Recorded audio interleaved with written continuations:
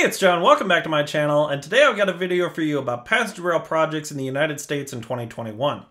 Now, ideally, I would have made this video at the start of 2021, but I wanted to wait and see how the new presidential administration might approach issues facing passenger rail in this country, given that Joe Biden is such a famous supporter of Amtrak. To start off with, I'm going to list a few projects that were originally supposed to be completed in 2020, but were delayed for various reasons. I'm going to run through some of these projects a little quickly because I've already talked about them in previous videos, so if you want to learn more about them, click the links in the video description. The Crenshaw LAX light rail line in Los Angeles will link the Expo or E line at Exposition in Crenshaw with the existing Green or C line at the Aviation LAX station. The line is substantially complete, but the contractor, Walsh-Shea, has had to repair a couple of structures on the line due to poor construction. As of the January Metro board meeting, the contractor is envisioning a May 2020 completion date for the work, followed by a 6-month testing period by Metro, which means the opening of the line will likely slip into early 2022, which is rather unfortunate. Regardless of the actual opening date of this line, however, full operation is still years from completion. It was announced in 2020 that a grade separation on the already constructed crossing at Centinela Avenue would be built sometime beginning in the summer of 2021. Construction on the grade separation is expected to take 23 months to complete, and the gap in rail service between the downtown Inglewood station and the Fairview Heights station will be replaced by a bus bridge. Construction of this grade separation will also likely heavily impact road traffic, as I imagine a grade crossing will still have to be maintained to allow rail cars to be moved from the eastern portion of the line to the LRV maintenance facility on Arborvitae Street. It's unfortunate that this project wasn't incorporated into the line's original construction scope, but I just hope there's no more retaining wall settlement this time around. In addition to all of this, a new automated people mover is planned to begin construction in December 2021 to connect the downtown Inglewood station just west of Centinela Avenue and the massive Inglewood Entertainment Complex. This will provide a last-mile connection to the Forum, SoFi Stadium, and a new proposed arena for the LA Clippers, and it will certainly help alleviate automobile traffic in the area. This new people mover will be open in 2026 and is independent of the LAX people mover, which is currently under construction. The next project that missed its 2020 deadline is the extension of the WMATA Silver Line to Dulles Airport. I'm going to make a video about this line soon, so make sure you subscribe to see that. The line is 99% complete, and the contractor is hoping to hand the line over to WMATA in May for testing. I'm not sure if the issues with the cracked precast panels have been completely resolved, but a new audit found that a number of technical training issues have to be resolved before the line can open. The line is still projected to open by the end of 2021, but I'm not putting any money on it. Another project that missed its 2020 opening date is the automated light rail system in Honolulu, Hawaii. Construction and testing delays caused by the pandemic led to the opening of the initial 10.8 mile or 17.4 kilometer segment of this line being pushed back to 2021. The initial segment will run from East Kapolei in the west to Aloha Stadium on the east, and it is currently undergoing testing. The line is planned to open in the first half of 2021, with a second, nearly complete segment between Aloha Stadium and Middle Street opening in 2022 to serve the Honolulu International Airport. The third segment of this line is facing significant challenges due to a constrained right-of-way along Dillingham Boulevard, but a new CEO took control of HART on January 1st, and she is exploring alternative possibilities of rerouting the final segment to avoid the utility relocations that have crippled the project. I'm looking forward to seeing this line opening in 2021, and I'm going to leave a link to a fantastic video by RM Transit that gives a good overview of the line if you're interested. The next project to open this year is the CityLYNX Gold Line streetcar extension in Charlotte, North Carolina. On February 9th, CATS began testing on the line at night. Clearance and catenary testing will continue for several weeks ahead of pre-revenue testing. This will simulate revenue service ahead of a public opening in April or May of 2021. You can be sure to see a full video about this line in the near future, so watch out for it. Now for some projects that I haven't talked about. In Boston, the $2.28 billion extension of the MBTA Green Line is scheduled to be completed by the end of this year. The extension will begin at a rebuilt Lechmere station on the north side of the Charles River. The Green Line extension will add rail service to communities that already have lines running through them, but which currently have no stations, therefore not adding travel time to established commuter train routes. The line will follow two different commuter rail lines and will have two different branches. A short one-station branch will extend 9/10 of a mile, or 1.4 kilometers to Union Square along the existing MBTA Fitchburg line. The other branch will extend 3.4 miles, or 5.5 kilometers up to Medford, Massachusetts, following the MBTA Lowell commuter rail line. 24 new low-floor light rail vehicles were purchased from CAF to provide service on this line. Construction on the Green Line extension began in March of 2013, and it is on schedule to open by the end of 2021.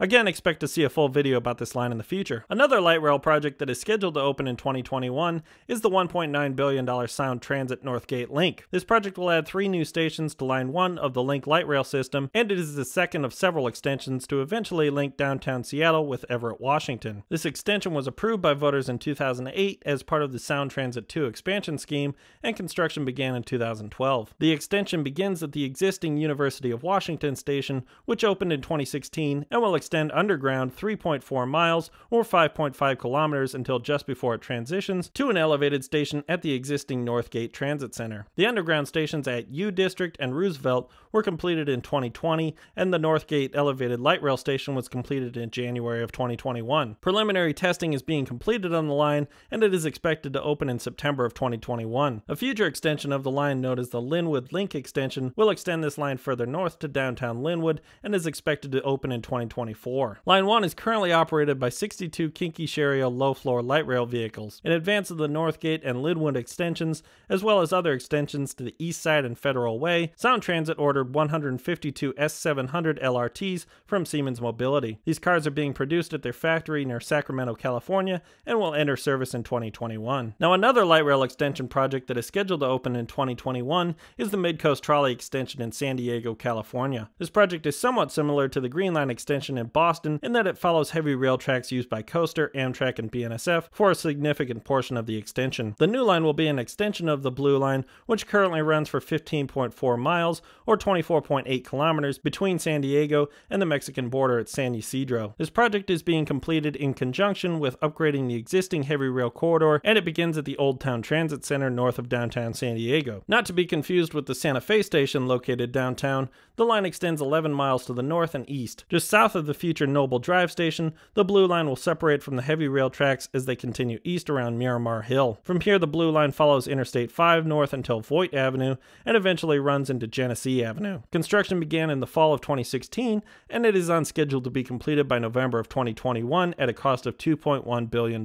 9 stations will be added to the line, bringing the full length of the Blue Line to over 26 miles in length or 42 kilometers. To help supplement the diverse fleet of light rail vehicles in the San Diego trolley system, in advance of the extension to the Blue Line opening, an additional 45 Siemens S700 vehicles were purchased in 2016, with the final car being delivered in October of 2020. In addition to the CityLYNX Gold Line in Charlotte, another streetcar line will be opening in 2021 in Tempe, Arizona. The line will be a 3-mile or 4.8 kilometer linear loop that will begin in the east at the intersection of Apache and Dorsey Boulevards and head towards the west and north through downtown Tempe. Unlike the existing Valley Metro light rail line, the Tempe Streetcar will be a conventional streetcar system using different vehicles and trackage, but the 2 lines will cross each other here at 3rd and Mill Avenue and at 3rd and Ash Avenue, with stations nearby to allow interchange between the 2 lines. The line began pre-construction in the summer of 2017, with heavy construction beginning a year later. The $192 million project will add 14 stations and will use 6 Brookville Liberty streetcars. The cars are 70% low floor for accessibility and will feature battery electric systems for use in areas where catenary wires aren't installed. Construction of the tracks and stations are currently complete, and electric catenary installation is being finished. The line will begin testing soon and is expected to open in mid-2021. Now, a project that has already missed its 2021 opening is the Central Subway in San Francisco. This project will extend the T3rd line from the current terminus of Caltrain at 4th and King Street through downtown and up to Chinatown. In 2020, it was announced that the line would open in late 2021,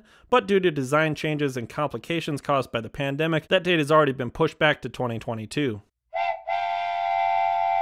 Now we get to the fun part of this video, where I examine how passenger rail might fare under President Joe Biden's administration. To do this, I'm going to examine how Biden's personal pro-rail agenda affected the industry under his tenure as vice president, and how optimistic I am about the future. And now I've been working on this video for quite a while and it's driving me nuts, so I just want to get it done. So the rest of this video is just going to be me talking over a cab ride of the Oakland People Mover, but I hope you enjoy it anyway. Let's start with the American Recovery and Reinvestment Act.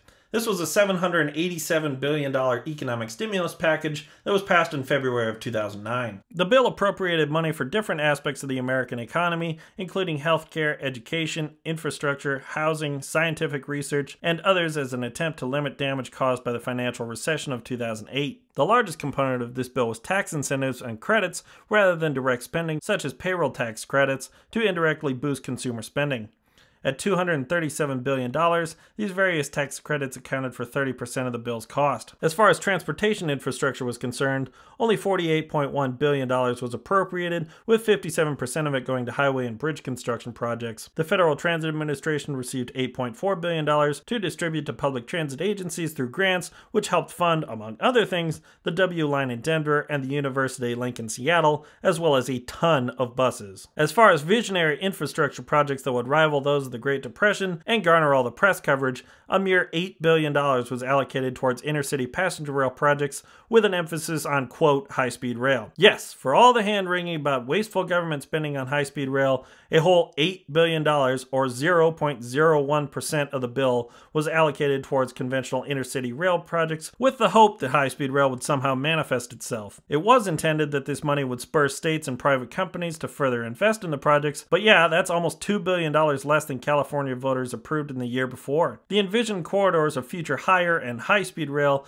had largely been decided back in the 90s, and 3 of these projects were swiftly canceled by Republican governors as anti-government spending populism spread. For the purposes of this video, it should be noted that in February 2011, Vice President Biden proposed spending $48 billion over 6 years to improve passenger rail in this country, but due to Republican opposition, that didn't go anywhere. Anyways, where does this leave us today? Well, unlike the Great Recession, rail transit and Amtrak are currently in a far more dire situation. Transit agencies across the country slashed service shortly after lockdowns began in March 2020. Plummeting ridership destroyed operating budgets, and the $24.9 billion allocated by the CARES bill in late March did not last long. The House of Representatives passed a $1.9 trillion coronavirus aid package that would spend $30 billion to help transit agencies, but that's already $10 billion less than the budget shortfall that currently exists across these agencies. Another $1.5 billion is being earmarked for Amtrak. This would help stem their losses and return the long-distance trains to daily service, but as always, it falls slightly short of the amount Amtrak is requesting.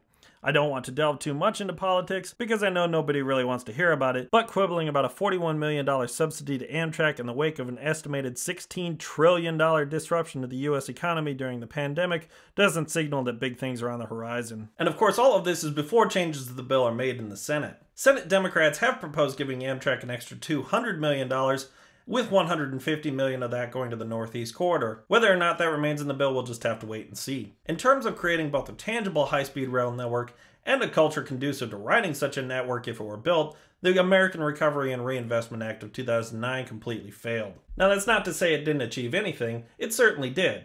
One concrete example of this is the Hartford commuter rail line in Connecticut that wouldn't be here without it. That said, without a fundamental shift in American society, a nationwide high-speed rail system that rivals the one built in China will never be built in this country. Public will and population density to support it simply do not exist here. That doesn't mean, however, that high-speed rail corridors supporting speeds of 220 miles per hour or 350 kilometers per hour should not be built where appropriate. There is absolutely no reason why a world-class high-speed railway can't or shouldn't be built in the Northeast or California. The population density, the inner-city travel, and the money is all there to support it. That said, it's not politically feasible or fair to fund these 2 projects and neglect the rest of the country. America has long subsidized private railroads in this country either directly or indirectly because they were essential for moving people, mail, energy, goods, crops, and everything else before automobiles and airplanes took over. Private freight railroads will continue to be an important part of America's transportation system, particularly if they can figure out how to compete with the speed of trucks. That said, as industries change, the railroads have adapted.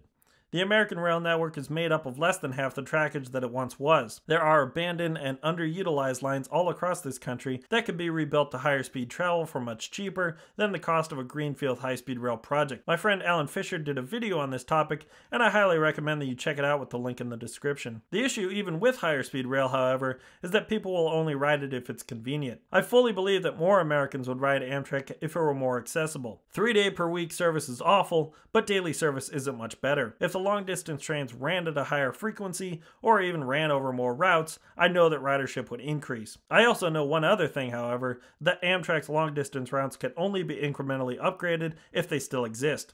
If the trains stop running, they likely won't come back. America has invested heavily in Amtrak before. 29 years ago this February, Congress passed the Amtrak Authorization and Development Act, which mandated that high-speed rail service be established between New Haven and Boston. Just under 9 years later, Acela Express service began running. It's time to invest in Amtrak again. America is currently at a crossroads, and how the economic fallout of the pandemic is dealt with will shape the country for decades to come. The coronavirus pandemic has made it painfully clear how interconnected the world is. Whether or not working from home en masse will be a reality in the future remains to be seen, but I imagine that somewhere between the realities of life in January 2020 and April 2020 will be most likely. Transit and intercity rail will continue to be as important as they once were, if not more so. I think pretty much everyone can agree that they've had enough of the pandemic and lockdowns and are ready to move on. With that in mind, I don't understand why the majority of people will continue to want to work from home. Of course, many will, but my guess is that the ability to work and learn remotely will lead to a fundamental shift in the way people travel. For instance, moving away from a rigid 9-to-5 workday